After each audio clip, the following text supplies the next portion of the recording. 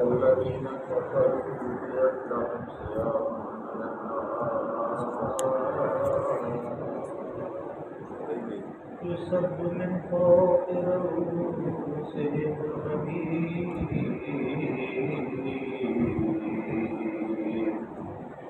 يشهر به ما في بطونهم والجلود ولهم مقامع من حديد كلما أرادوا أن يخرجوا منها من غم أعيدوا فيها وذوقوا عذاب الحريق إن الله يدخل الذين آمنوا وعملوا الصالحات جنات تجري من تحتها الأنهار يحلون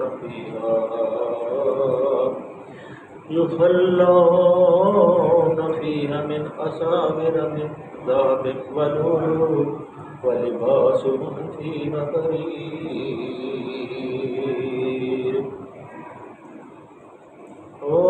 وأخذوا إلى الطيب من القول وهدوا إلى صراط الحميد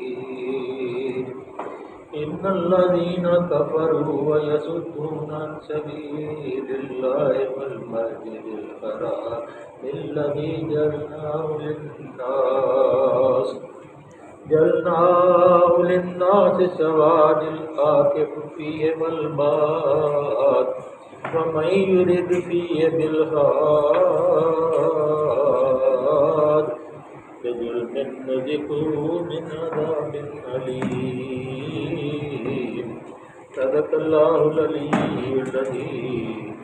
وصدق رسوله النبي الكريم ونحن على من الشاهدين والشاكرين والحمد لله رب العالمين.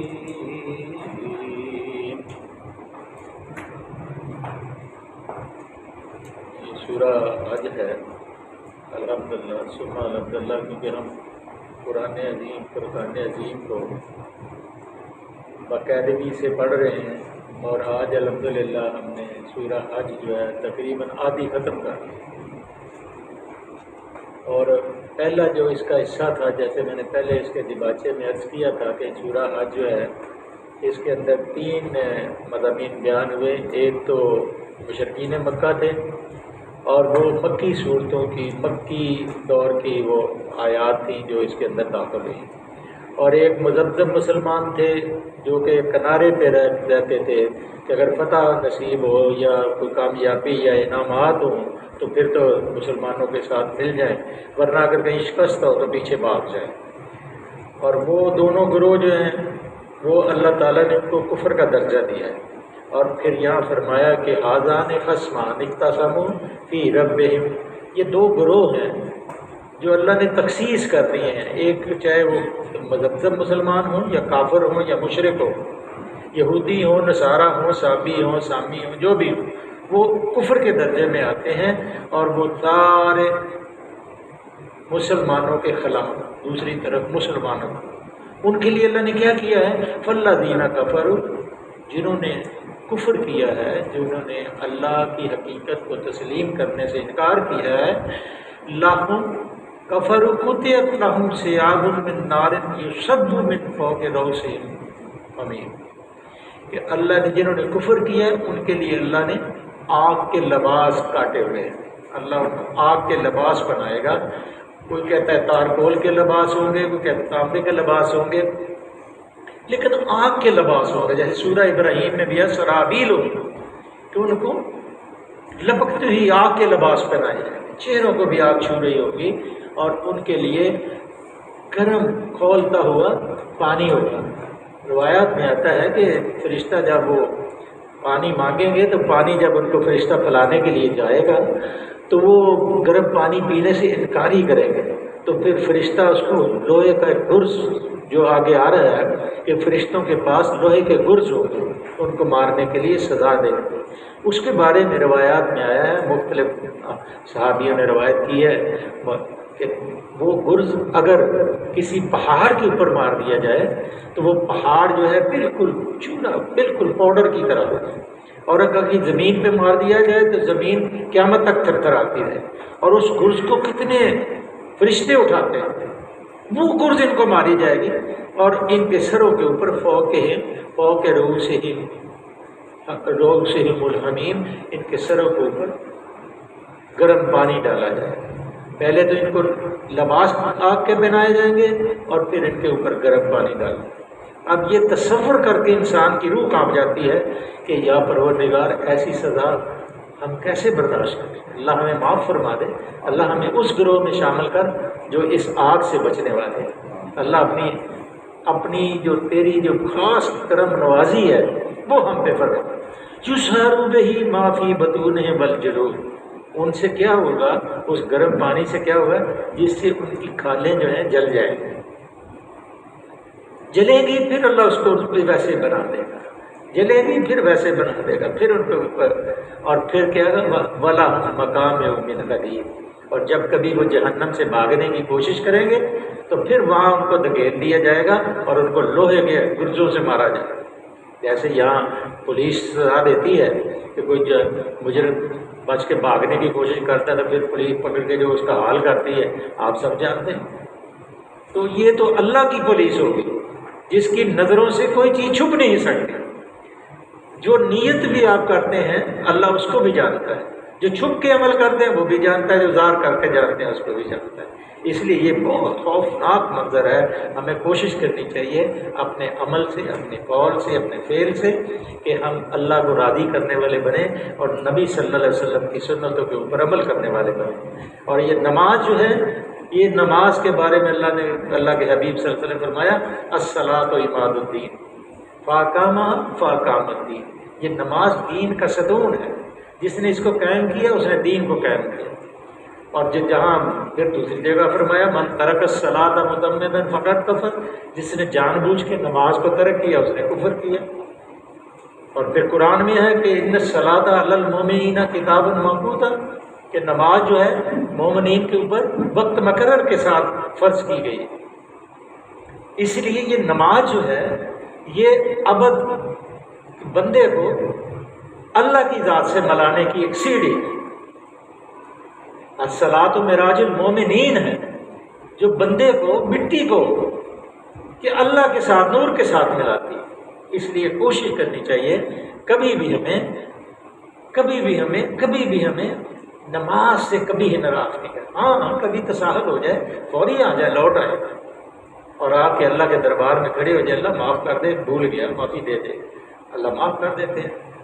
الا الذین تابوا واصلحوا وبینوا فاولئک اتوب علیہم وانا التواب الرحیم۔ اللہ فرماتے ہیں جو اپنی اصلاح کر لیتا ہے، لوٹ آتا ہے، میرے دربار میں آ کے مجھ سے معافی مانگتا ہے، وانا التواب الرحیم، میں تواب ہوں، رحیم ہوں، میں بہت بخشنے والا ہوں۔ اس لیے کبھی بھی مایوسی نہ اپنے اوپر، جیسے کل کی آیاتیں ہم نے پڑھی تھی کہ جو مایوس ہوتے ہیں ان لوگ، اللہ نے ان کو کہا اگر تم اتنے ہی مایوس ہو تو آسمان سے رسی باندھو اور گلے میں لٹکا کے پھانسی لے لو۔ اس لیے لا تقنطوا من رحمت اللہ، اللہ کی رحمت سے کبھی نا امید نہ، کیونکہ اللہ کی نظر کل کہنا چاہتے ہیں۔ اب ذرا آگے کلما ارادوا ان یخرجوا منها من غم اعیدوا فیها وذوقوا عذاب الحریق، جب وہ کبھی گھبرا کے وہاں سے نکلیں گے تو ان کے لیے لوہے کے گرز ہوں گے، جب کبھی وہ گھبرا کر جہنم سے نکلنے کی کوشش کریں گے پھر اسی میں دھکیل دیے جائیں گے کہ چکھو اب جلنے کا مزہ، عذاب الحریق وذوقوا عذاب الحریق، اب جلنے کا مزہ چکھو۔ ان اللہ یدخل الذین آمنوا وعملوا الصالحات جنات تجری من تحتها الانہار یحلون فیہا من اساور من ذہب ولؤلؤ ولباسهم فیہا حریر۔ اب یہ مزے کی بات، پہلے سزائیں اور پوری جہنم کا ایک نقشہ، ایک دم اللہ تعالیٰ خوشی کی لہر دوڑاتا ہے مومنوں کے اندر کہ اے مومنوں خوش ہو جاؤ۔ کیا ہے؟ ان اللہ یدخل الذین آمنوا، بے شک دوسری طرف جو لوگ ایمان لائے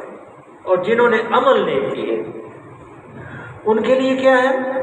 کہ اللہ ایسی جنتوں میں داخل کرے گا جن کے نیچے نہریں بہہ رہی ہیں، اور پھر وہاں وہ سونے کے کنگنوں سے اور موتیوں سے آراستہ کیے جائیں گے۔ روایت میں آتا ہے کہ ایک فرشتہ جب سے یہ دنیا تخلیق ہوئی ہے جنتیوں کے لیے کنگن ہی بنا رہا ہے، اور وہ کنگن اتنے خوبصورت اور اتنی اس کی تعریف بیان ہوئی ہے روایت میں کہ اس کی چمک جو ہے سورج کی مانند اس کی چمک کنگنوں کی ہوگی، اس سونے کی جو جنتیوں کو پہنائے جائیں۔ اور وہ موتی کیسے ہوگا، وہ لباس کیسا ہوگا؟ اس لیے اللہ نے دنیا کے اندر عموماً کے لیے سونا اور ریشم حرام قرار دیا تاکہ یہ زمین پہ تمہارے لیے حلال نہیں، یہ جنت میں جائیں گے۔ کیونکہ یہ سونا جو پہننا ہے، آپ کو پتہ ہوگا ہماری تاریخ سب کانٹیننٹ کی جو ہے، یہ ایشیا کی جو تاریخ ہے، یہاں کے بڑے بڑے راجے مہاراجے آج بھی ان کی جو تصاویر ہیں وہ بڑے بڑے سونے کے کنگن پہنتے تھے، بڑے بڑے ریشمی لباس پہنتے تھے، بڑے بڑے ریشم کے ان کے تاج ہوتے تھے۔ تو اللہ فرماتا ہے جنتی جو ہے اس وقت راجے اور مہاراجے بنائے جائیں گے، ان کو سنوارا جائے گا، ان کو بادشاہ بنایا جائے گا، ان کے سروں کے اوپر تاج رکھے جائیں گے اور ہیرے اور جواہرات کے مرصع لباس ان کو پہنائے جائیں گے اور ہاتھوں میں سونے کے کنگن پہنائے جائیں گے، زیورات پہنائے جائیں گے تاکہ پتہ چلے کہ یہ جنتی جا رہے ہیں۔ اور پھر وہ متقین علی فرش بطائنہا من استبرق وجن الجنتین دان، کہ اللہ فرماتے ہیں سورہ رحمان کے اندر جب متقی ہیں وہ تختوں کے اوپر سونے لگے ہوئے تختوں کے، جڑاؤ ان کے اوپر ہوگا ہیروں اور موتیوں کا، اور جس کو اللہ نے جڑاؤ کیا ہوگا، جس کو فرشتوں نے بنایا ہوگا، وہ تخت کیسے ہوں گے؟ ان کے اوپر جنتیوں کو بٹھایا جائے۔ اللہ تعالیٰ نے ہمارے مقدر میں وہ جنتوں میں نصیب عطا فرمایا، اور اس کے نیچے نہریں بہہ رہی ہیں۔ جنت ایک نظارہ ہے نہروں کا کہ آپ نہر کے کنارے جاتے ہیں، دل ذرا آپ کا بڑا خوش ہوتا ہے، ذہن کے اندر تغیر آ جاتا ہے کیونکہ چینج آ جاتا ہے موسم کے اندر۔ اور جہاں بھی اللہ نے جنت کا نظارہ رکھا ہے ساتھ میں یہ فرمایا ہے کہ اس کے نیچے نہریں لہریں لے رہی ہیں، خوشبودار پانی، موتیوں کے کنارے اس کے موتیوں کے ہوں گے، ہیرے اور جواہرات اس کی ریت ہوگی، اور پانی جو ہے خوشبودار نتھرا ہوا پانی ہوگا، اور جہاں جائیں گے آپ کے ساتھ وہ چل جائے گا۔ یہ جنتیوں کے لیے اللہ نے انعام رکھا۔ وَلِبَاسُهُمْ فِيهَا حَرِيرٌ وَهُدُوا، اس کو وَهُدُوا إِلَى الطَّيِّبِ مِنَ الْقَوْلِ، یہ کن کو لیے اللہ فرماتے ہیں یہ ریشم کے لباس ان کو پاکیزہ بات قبول کرنے کی ہدایت بخشی گئی۔ ان جو ایمان لائیں گے ان کے لیے اللہ نے پاکیزہ بات کے الفاظ عام ہیں، مگر مراد ہے کہ وہ کلمہ طیبہ لا الہ الا اللہ محمد رسول اللہ، ہمارے لیے جو پہلی قوموں جو رسول تھے ان کی امتیں جو ان کے اوپر ایمان لائے، بہت کم لوگ ایمان لائے، بہت تھوڑے ایمان لائے۔ موسیٰ علیہ السلام کے اوپر تھوڑے ایمان لائے اور عیسیٰ علیہ السلام کے تھوڑے ایمان لائے، اور نوح علیہ السلام نے 950 سال تبلیغ کی، 950 سال، اور 80 مسلمان ہوئے جو کشتی کے اندر سوار تھے، بیٹا مسلمان نہیں ہوا، بیوی مسلمان نہیں ہوئی، لوط علیہ السلام کی بیوی مسلمان نہیں ہوئی، چند ایک لوگ مسلمان ہوئے، اور کئی ایسے پیغمبر آئیں گے جن کے ساتھ کوئی امتیں نہیں ہوئی، بلکہ اللہ کے رسول صلی اللہ علیہ وسلم نے فرمایا روڑ ایک دم آپ کی آنکھوں میں آنسو آ گئے کہ کئی پیغمبر آئیں گے جن کے چہروں سے خون بہہ رہا ہو، وہ اپنا خون صاف کر رہے ہوں گے، اور اللہ پوچھے گا یہ کیا ہوا ہے، وہ فرمائیں گے یہ میری امت نے کیا ہے، تو پھر بھی وہ امت کے بارے میں کہیں گے اللہ میری امت کو معاف فرما دے کیونکہ یہ ہماری امت مجھے ہمیں سمجھتی نہیں۔ یہ نبیوں کی شفقت دیکھیں کیسے، اور ہم ظالم لوگ ہیں کہ ہم ظلم کرتے ہیں، ان کے قول کے اوپر، ان کی سنت کے اوپر عمل نہیں کرتے۔ تو اللہ فرماتے ہیں اِلَى الطَّيِّبِ مِنَ الْقَوْلِ وَهُدُوا إِلَىٰ صِرَاطِ الْحَمِيدِ، اور انہیں خدائے جو صفات والا ہے، جو تعریفوں والا ہے، جو حمد والا ہے، اس کا راستہ دکھایا گیا ہے ان لوگوں کو جن کی ابھی تعریف اللہ نے جنت کی لوگوں کی فرمائی ہے کہ وہ پاکیزہ باتوں کو قبول کرنا کہ ان کو ہدایت بخشی گئی، ان کو ہدایت اللہ نے دی، کہ ہدایت اللہ کے قبضے میں ہے۔ اور ساتھ ہی نکتے کی بات بھی اللہ نے فرما دی کہ ہدی للمتقین، ہدایت ان کو ملے گی جو ڈریں گے۔ جیسے ہم نے دعا مانگتے ہیں، ابھی 5 وقت کی نماز پڑھتے ہیں، الحمدللہ پڑھتے ہیں اور کہتے ہیں اہدنا الصراط المستقیم، ہمیں سیدھے راستے کی ہدایت بتا، صراط الذین انعمت علیہم، ہمیں ان لوگوں کی راستے پہ چلا انعمت علیہم جن کے اوپر تو نے اپنا انعام اور کرم فرمایا، فضل فرمایا، ولدالین، ان لوگوں کے پیچھے نہ جلا جو ابو جہل تھے، ابو لہب تھے، نمرود تھے، شداد تھے، فرعون تھے، قارون تھے۔ ہمیں یحییٰ علیہ السلام، نبی محمد عربی صلی اللہ علیہ وسلم جو ہمارے آقا ہیں، محبوب خدا، ان کی سنتوں کے اوپر عمل کرنے کی ہمیں توفیق تھا۔ ان الذین کفروا، اب یہ سورہ حج کا وہ شروع ہوتا ہے، ان الذین کفروا ویصدون عن سبیل اللہ والمسجد الحرام الذی جعلناہ للناس سواء العاکف فیہ والباد۔ یہ ایک بڑی نکتے کی بات ہے، یہ ٹیکنیکل ذرا بات، اس کو سمجھ لینا تھوڑی سی آپ کے لیے تھوڑی سی۔ کتنا ٹائم رہتا ہے؟ 5 منٹ جی؟ 4 منٹ، بس 2 منٹ میں دو سمجھا لیں، باقی بات کال کر لیں۔ یہ ایک ٹیکنیکل بات ہے حج کے بارے میں۔ یہ اللہ فرماتا ہے ان الذین کفروا، بے شک تحقیق جنہوں نے کفر کیا، ویصدون عن سبیل اللہ، جو اللہ کے راستے سے لوگوں کو روکتے ہیں۔ کن کو؟ جو ایمان لائے ہیں ان کو اللہ کے راستے سے روکتے ہیں، کہ مکے سے مدینے چلے گئے ہیں اور ان کو وہ اللہ کے راستے، یصدون عن سبیل اللہ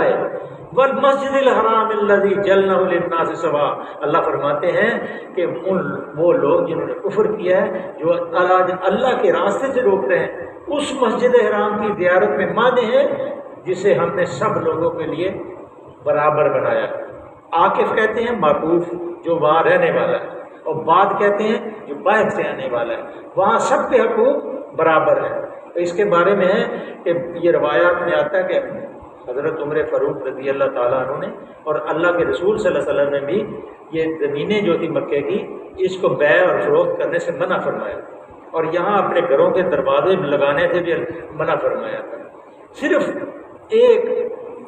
ابو العاص بن عمر بن العاص جو تھے، ان کو دروازہ لگانے کی اجازت دی کہ آپ عمر فاروق رضی اللہ تعالیٰ عنہ کے دربار میں پیش ہوئے اور عرض کی کہ اے خلیفۃ المسلمین، میرا مال تجارت، اونٹ بکریاں ہوتی ہیں، وہ بھاگ جاتی ہیں، میں سنبھال نہیں سکتا، تو مجھے اجازت دی جائے تاکہ میں ان کے لیے دروازہ لگا دوں۔ اور پھر آپ نے فرمایا کہ اکثر شافی، جو امام شافی ہے اور امام مالک کی یہ رائے ہے کہ وہاں بلکہ یہ تو جائز ہے، لیکن باقی سارے لوگ جو ہیں اس چیز کے خلاف ہیں کہ وہ جو بڑے بڑے گھر بنا کے، بڑے بڑے ہوٹل بنا کے مسافروں کو، حاجیوں کو کرائے پہ دیے جاتے ہیں اور بے شمار کرایہ لیے جاتے ہیں۔ امام ابو حنیفہ کے نزدیک، حضرت عمر فاروق رضی اللہ تعالیٰ عنہ کے نزدیک، عبداللہ بن عمر رضی اللہ تعالیٰ عنہ کے نزدیک، حضرت عباس رضی اللہ، یہ حرام قرار دیا گیا۔ لیکن آج وہ بڑی بڑی بلڈنگیں جو ہیں، کئی لوگ اس وجہ سے حج نہیں کر سکتے کہ ان کے پاس فرض کریں زیادہ راہ 5-6 لاکھ، آج کا تو 12-15 لاکھ روپیہ ہو گیا، اگر وہ کرایہ نہ ہو تو 6-7 لاکھ روپے میں حج آسانی سے ہو جاتا ہے، کہ جہاں پڑے رہیں وہ پڑے رہیں، ان کو کوئی روکنے والا نہیں۔ پہلے اکثر ایسے ہوتا تھا کہ لوگ جاتے تھے جہاں مرضی ٹک جاتے تھے۔ آج کل بھی جو علاقے کے ارد گرد کے جو بدو آتے ہیں وہ وہیں پڑے رہتے ہیں، باہر سڑکوں پہ، گلیوں میں، بازاروں میں، ان کو کوئی پوچھنے والا نہیں ہوتا۔ لیکن بڑے بڑے اب جو محل بن گئے ہیں وہ کرائے پہ دیتے ہیں، بڑا بڑا کرایہ لیتے ہیں اور یہیں سے طے کر کے جاتے ہیں، اور پھر اس کو اللہ تعالیٰ نے کہا کہ یہ رہنے والوں کے لیے بھی اور جو باہر سے بھی آتے ہیں، مکہ ان سب کے لیے برابر ہے۔ یہ مکے کی حدود، بعد نے کہا کہ یہ حرم کعبہ جو ہے وہ، لیکن اکثریت اس پہ متفق ہے کہ جہاں سے میقات کی حدود، جہاں مکے کی حدود شروع ہوتی ہیں وہ سارا حرم ہے، اور پھر اس میں داخل ہونے کے لیے احرام باندھنا بھی ضروری ہے۔ حدود سے باہر جو بھی آئے گا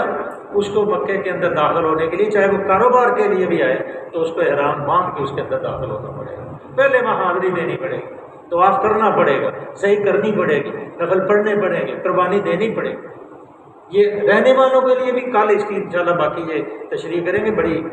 یہ نالج کی بات ہے کہ تاکہ آپ کے بھی علم میں بات آ جائے کہ ہمارے ساتھ کیا زیادتی ہوتی ہے یا نہیں ہوتی، تاکہ آپ کے علم میں کہ یہ اللہ نے فرمایا کہ آکے خفیہ والبات، جو مقوف ہیں ان کے لیے بھی، جو باہر سے آتے ہیں ان کے لیے، میں یرید فیہ بالحاد، جو راستی سے ہٹ کر، جو راستی سے بالحاد، راستی سے ہٹ کر ظلم کرے گا، بے ظلم نذقہ من عذاب علیم، اس کے لیے اللہ تعالیٰ نے دردناک عذاب اس کو چکھائے گا، اس کے لیے دردناک عذاب رکھا ہے۔ کل اس کی انشاءاللہ تشریح کریں گے اور ذرا لکھی بڑی بات کریں گے تاکہ سارے لوگ جو ہیں اس سے اچھی طرح آگاہ ہو جائیں کہ کیسے یہ حج کے جو کرایہ کھاتے ہیں یا کرایہ کھانا چاہیے یا نہیں کھانا چاہیے۔ صدق اللہ العظیم و صدق رسول النبی کریم۔